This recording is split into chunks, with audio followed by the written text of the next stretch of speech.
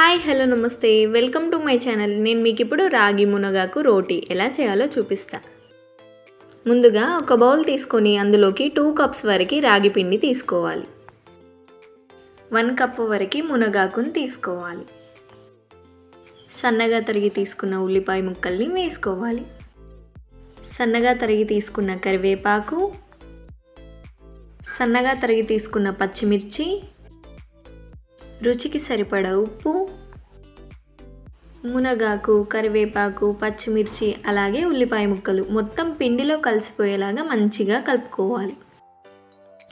ఆరోగ్యానికి ఎంతో మేలు చేసే రాగులు మునగాకుతో వన్స్ ఒకసారి ఇలా ట్రై చేసి చూడండి, చాలా బాగుంటుంది.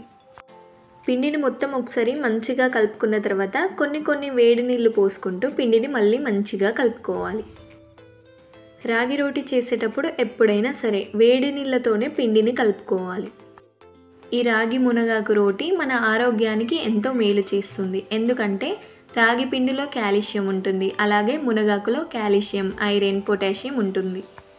కాల్షియం మన బోన్ గ్రోత్కి ఉపయోగపడుతుంది. అలాగే మునగాకులో ఉండే ఐరన్ మన బ్లడ్ ఇంక్రీజ్ కావడానికి ఉపయోగపడుతుంది. ఇవే కాకుండా మరి ఇంకెన్నో ఆరోగ్యానికి మేలు చేసే పోషకాలు కలిగి ఉన్నది ఈ రాగి రోటీ. మరి ఇంకెందుకు ఆలస్యం, వన్స్ ఒకసారి ఇలా ట్రై చేసి చూడండి. వీడియోలో చూపిస్తున్న విధంగా పిండినంతా ఒక ముద్దలాగా మంచిగా కలుపుకున్న తర్వాత ఒక 10 మినిట్స్ పాటు పక్కన పెట్టేసుకోవాలి. వీడియోలో చూపిస్తున్న విధంగా పిండిని ఒక ముద్దలాగా తీసుకున్న తర్వాత క్లాత్ పైన చేతితో మెల్లిగా ఒత్తుకోవాలి. ఇప్పుడు స్టవ్ పైన ప్యాన్ పెట్టుకొని ప్యాన్ వేడైన తర్వాత 1 టీ స్పూన్ వరకు ఆయిల్ వేసుకోవాలి. నూనె వేడైన తర్వాత క్లాత్తో మెల్లిగా రాగి రోటీని వేసుకోవాలి.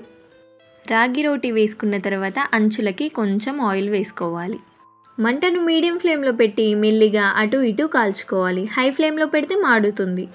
రోటీ వేసిన తర్వాత ఒక 2 మినిట్స్ పాటు మీడియం ఫ్లేమ్లో మెల్లిగా కాల్చుకున్న తర్వాత ఇంకొక సైడ్కి తిప్పుకోవాలి. చూసారా, రోటీ కలర్ చేంజ్ అవుతుంది. అప్పుడే ఇంకొక సైడ్కి తిప్పుకోవాలి.